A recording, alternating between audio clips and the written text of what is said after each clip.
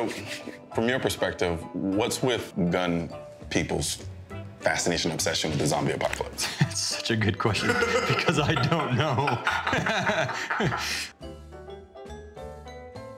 Yeah, I don't know. That's really not something I'm down with. Well, so I have to go ahead and put this out there. I'm a huge Walking Dead fan. I watched The Walking Dead, and I think that's where it ends for me. It's like fantasy football for gun enthusiasts. They're like, you know what I'm saying? It's like they're soulless. Yeah. So it's like reactive targets. It's like, dude, I just want to be able to like rip down this entire landscape with my scar heavy. Their heads explode and all sorts of stuff. It's like hunting stumbling hogs. Like a bunch of moving, exploding targets that just kind of go slow. I think it's a valid excuse to dive into the whole gun setup gear, how you're gonna pack out. I think it's just that idea of how would I act in this situation. You know, to be prepared for any disaster, you kind of have to go through what I do. When you walk into a place, you look at where the exits are. That kind of idea of what am I gonna do if everything goes to shit, so to speak. I would like to believe, being an optimist, that it is a way for individuals to convince their significant others of the importance of buying more firearms. I don't know. That's like my best guess. I don't really get it. No, it's healthy. It's completely healthy. I'm gonna start getting zombie like emojis sent to me on my phone.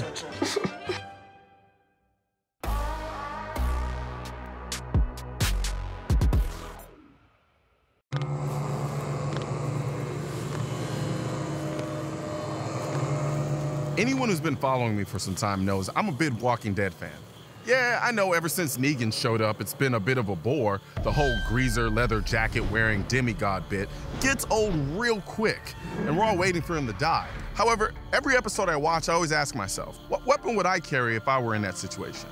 In my opinion, Rick's Colt Python is a moronic decision. Screw nostalgia. I'd easily take a Glock 19 over a Colt Python. I can already hear but the revolver is so reliable tactical white knights losing their minds. If you think I'm gonna walk around post-apocalyptic America, relegated to 6 shots and a few of your granddaddy speed loaders, you're out of your damn mind. This ain't the Dark Tower, and I ain't Idris Elba. Unless you're that attractive, naive female foreign exchange student who thinks I look like Idris Elba, then yeah, I might be. Clearly, I've thought about this a lot. And if I had to choose, I'd have to go with the 14.5-inch AR-15 suppressed with the variable-powered optic. It's, to me, the most versatile package. 223 and 5.56 is plentiful in America. I can shoot out to 500 yards easily with it. It's short enough that if I had to fight with it in close quarters, I can do so without the rifle being too unwieldy. If I happen to have night vision, I can throw a D-ball on it and move around at night. Sure, I'm a little biased and the AR is my favorite platform, but as far as I can assess, a 14.5 suppressed AR-15 with a variable-powered optic makes the most sense to me. I do have to give Rick some credit. At least he's actually using a gun. Daryl has spent the last 8 seasons running around the end of the world with a freaking crossbow. I never understood this. Every time I see him with that damn crossbow, with no sights, mind you, I want to reach into the television and punch him in the face and then hand him an AR. Hell, even Michonne's never dull samurai sword makes more sense. But Daryl and this crossbow just confuses me. Honestly, I'd never really shot a crossbow. So maybe there's something to it that I'm not seeing. I had to figure it out, so I stole a crossbow from our sponsors over at Raven Crossbow and tried to figure out what Daryl knew that I didn't, and if I'd carry it in an end-of-world situation. Off the top, and this point has no bearing on utility or usefulness, but I wouldn't be Colion Noir if I didn't point this out. This crossbow looks sick. It's like an AR and compound bow had a baby. The sexiest view of this thing is top down. It kind of reminds me of Star Trek's USS Enterprise. But it being pretty to look at ain't saving my life. However, it does have something going for it functionally. It's quiet. Even with the suppressor, guns can be pretty loud, and during an end-of-world scenario, stealth is just as important, if not more important, than brute strength or firepower. However, in the case of zombies, they're drawn to noise. So if I'm dealing with that type of scenario, the silence of the bow is gonna be a benefit. The crossbow is probably the closest thing to an unlimited supply of projectiles as you can come to. Sure, I could lose an arrow, damage it beyond repair, but if I'm careful, I can keep shooting over and over and over again. I can practice as much as I want without having to worry about a dwindling supply. Like a handgun, the Raven crossbow is really light. So if I had to hump this thing for a long period of time, I don't really foresee myself getting overwhelmingly tired. It's also pretty damn accurate out to 100 yards, and I can practically kill just about anything with it if I needed to from a protection and hunting standpoint. At the end of the day, there are more strengths than there are weaknesses going with the crossbow. From a hunting perspective, it's super practical. The stealth aspect alone is something you just can't achieve with a rifle, even while suppressed. But in post-apocalyptic settings, Daryl can run around and look as cool as he wants with a crossbow, and he looks cool as hell. But I'm not as confident with the platform as he is. He's obviously been hunting for decades with one, and his skills show it. However, if I was stranded on a desert island with no resources except for what was on the island, the crossbow makes an excellent case for itself. It's a bit creepy how fun this thing is to shoot. There's like a childlike pleasure that overwhelms me every time I shoot it. I'm clearly a gun guy, but damn it, I really enjoy shooting this crossbow. It's so similar yet so different than what I'm used to that it feels like I'm being exposed to a whole new world of shooting. I still think Daryl running around the zombie apocalypse with one is questionable. But after using a crossbow, if I had to choose between Rick's Colt Python and this crossbow, I don't think my decision would be as easy as it once was. What's your handgun brand of choice? My handgun brand of choice? I'm not actually in the position of only having to choose one brand. I like so many different brands for so many different reasons. So, okay, the end of the world happens, and you have to grab one. Glock 19 or 17. End of the world, but you have no idea what's going on. It could be just a volcano or something. Glock 19 or 17. End of the world and zombies, and you know it's zombies. Glock 19 or 17. It's the gun that I'm most familiar with. It's the gun that I know will run. One of the good things about the Glock 19-17, if I'm in the world scenario, I know there are gonna be tons of other people who are running 17s or 19s, and the magazines are interchangeable. Actually, I think it would be a Glock 19 for sure. I can use Glock 17 mags, Glock 19 mags. But if I really wanted to get technical, it should be the Glock 26, because I can use all those magazines in a Glock 26. That makes a lot of sense now. Yeah. Man, whatever, dude.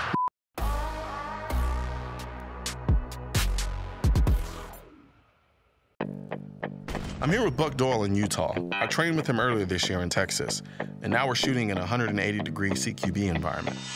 Close quarter training is so unique in that you're engaging your targets at a very short range, so you better bring your warrior mindset.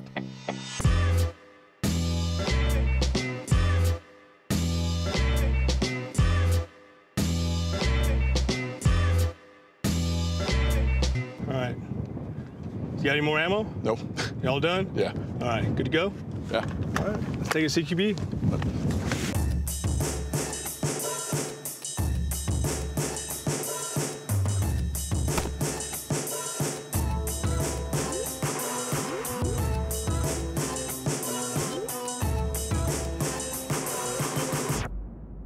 So in this scenario right here, this is one stage, this is CQB Gotcha, stage. okay. And once we pass that tree, we go into a more open environment. Gotcha. Your carbine setup is set up to be optimal in both environments. Okay.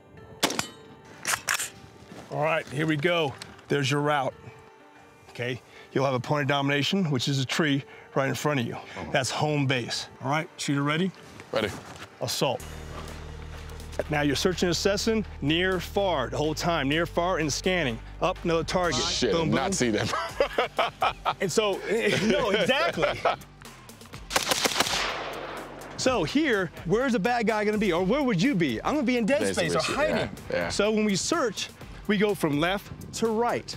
Now, you can shoot on the move if you want, but me personally, I'm moving, target, place, set, boom, boom, boom, boom, feedback I want, on safe, and I continue. Search and assess.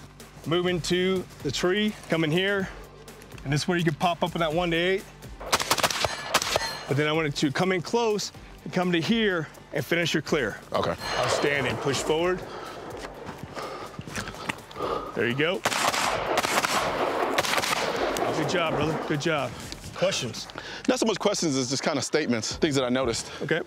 For me, you pointed out something, you were like, don't get sucked in, don't get sucked in. Don't get sucked in, stay on the outside. And that was actually what happened. You know, I get hyper-focused. I'm so used to either shooting still, and once I get the auditory feedback, I'm good. So having to deal with that definitely in a weird way, slowed me down, forced me to slow down. Sure. And really be methodical about the way I did. Okay, so situational awareness, we talk about it all the time. It's kind of one of those sayings people talk about, but how do you really train and include situational awareness, you know, with that equal standing? This is how you do it, okay? Point of domination, that's the mission, get there.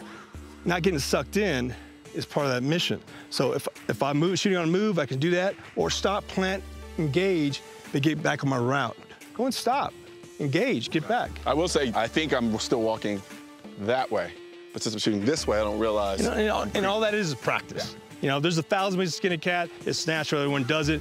And the only way you mitigate doing that is to focus on situational awareness, so on and so forth.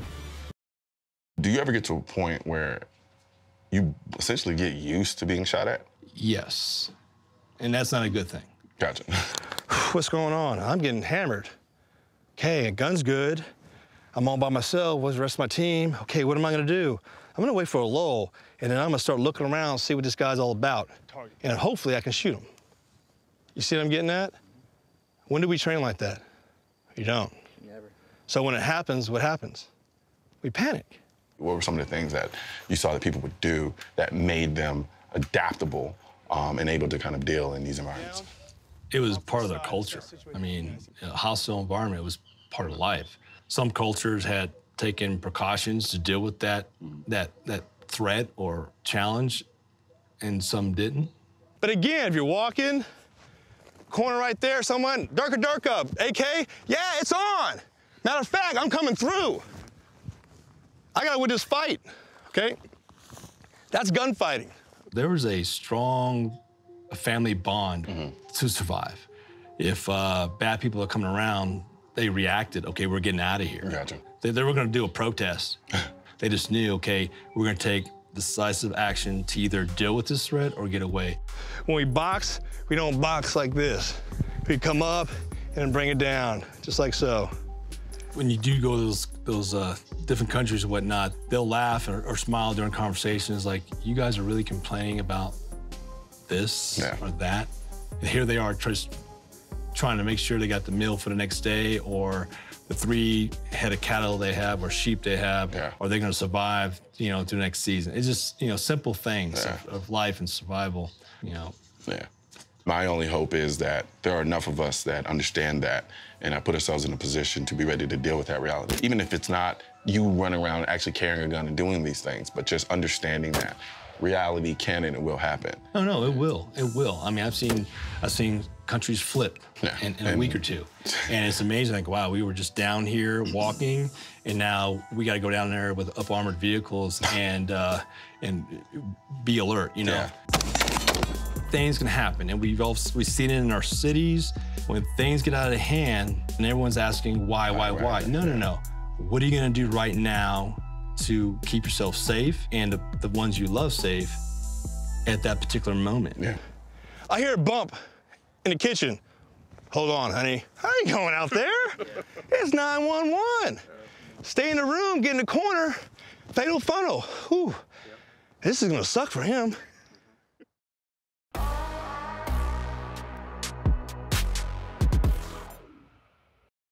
What's up, guys? Colion Noir here.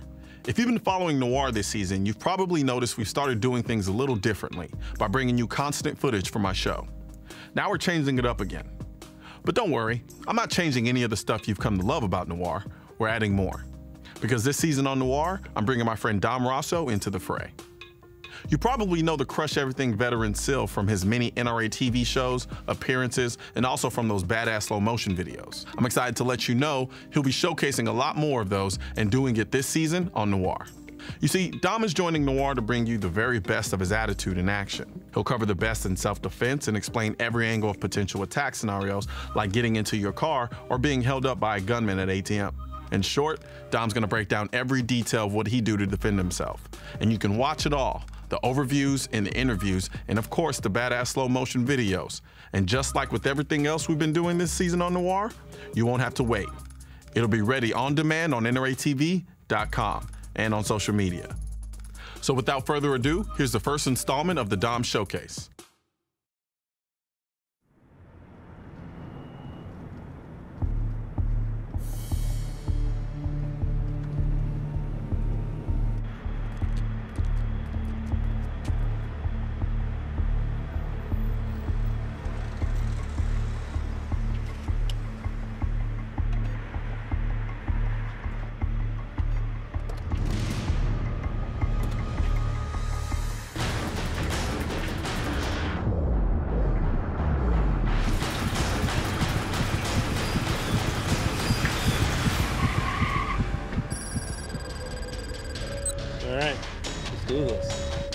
Eyes and ears.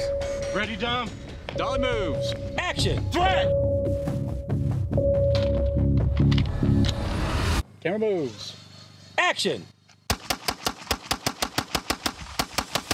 Every skill and every move we decide to break down needs context. The scenario is always going to drive what actions you decide to take. When we're shooting at our 6 and shooting to the rear, there's 3 things to think about: violence of action, keeping a low profile, and covering fire. Those 3 things are going to be a game changer when you're actually presented with threats in your environment. So one of the principles of what we're talking about now is the violence of action that we need in certain situations out in a threat dynamic. If somebody comes in an environment with a gun already drawn, saying not to move, I don't want to be the guy that attracts the attention to me, especially if I'm trying to get ahead of the power curve, to be the guy that does need to deploy a firearm and to be able to mitigate that threat. The quickest way for me to get around behind me with violence of action is just to draw and shoot. And again, it all comes back to context. We can sit here and what if things all day, but at the end of the day, what we are focusing on is gaining the advantage by violence of action. If I need to keep a low profile and not draw attention to myself, I want to be as submissive as possible while keeping my situational awareness to the rear. What I don't want to do, because we're all predators, is I don't want to turn my shoulders towards where they are. The depth perception doesn't pick up on that forward and back movement as much as it does if you're moving laterally. They're not going to see this. They see left and right really well, but what we don't see really well is forward and back. And as I'm thinking about these moves, I'm keeping an eye on what's happening with the threat.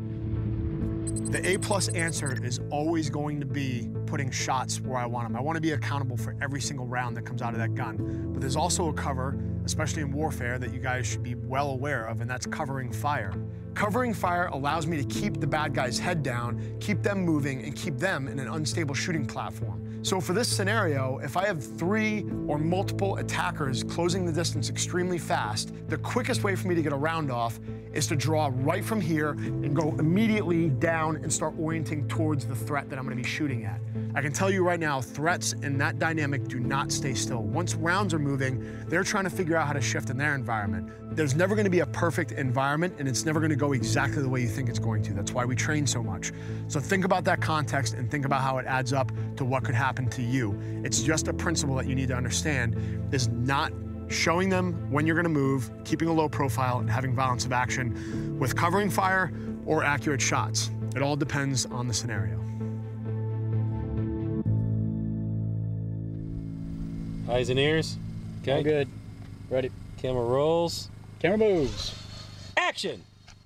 To be able to break moves down in high-speed film at 1,000 frames per second is extremely valuable. We're going to break these details down one by one. First and foremost, no matter what you're doing in any environment, prepping your mind and programming to be able to think the right way and having a good mindset is key. I'm thinking about those 3 things: keeping a low profile, having violence of action, and speed. The first physical motion that I'm making is using my peripheral vision to identify target proximity and location. The next thing that I'm going to do is thinking through where my hands are placed depending on the situation. I need to be thinking about mental reps of what my hands are going to do to access my pistol. The next thing that I'm doing is 2-hand material manipulation to clear my shirt out of the way in order to access my pistol with a master grip. I want the web of my hand as high up on the pistol as I can possibly get it. The second the pistol breaks the holster, I'm trying to get my eye line and my front sight towards the target as quick as possible. Once I start my upward draw, I'm already prepping my left hand to come in and support my dominant hand. As I prep my lead hand, I'm using my index finger on my left hand to reference the trigger well to get a 2-handed grip. Once I've established a 2-handed grip and I have an extremely stable shooting platform, I can then reposition my feet to move if necessary.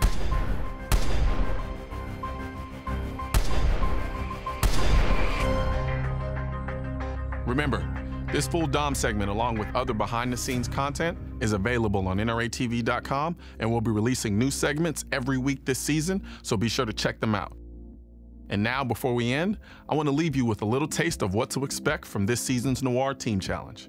Enjoy.